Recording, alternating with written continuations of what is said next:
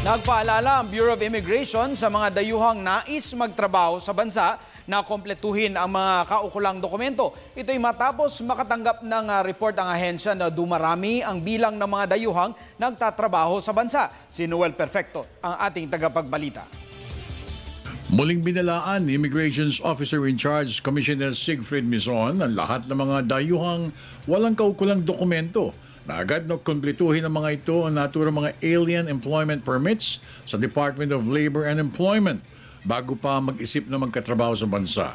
Ayon kay Commissioner Mison, lahat dapat ng mga dayuhang nais magtrabaho sa Pilipinas ay mayroong pre-arranged employment visa mula sa Bureau of Immigrations. We are reminding all of those foreign nationals who will come here to work to make sure that they will obtain and procure the necessary permits and visas from the Department of Labor and from the Bureau of Immigration before they start working.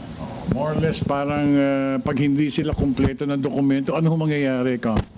Pag hindi po kumpleto ang dokumento, subject for deportation yung foreign national at siguro hindi alam ng karamihan, yung kumpanya mismo magkakaroon din po ng sanctions. Magkakaroon po sila ng fine at pwede po namin silang i-blacklist to the extent na they can no longer hire foreign nationals. Pinalabas ng pamunuan ng naturang advisory matapos na may report ng dumarami ng mga dayuhang Chino at Koreano sa bansa na nagtatrabaho bilang construction workers sa Batangas at Bataan nang walang required working permits.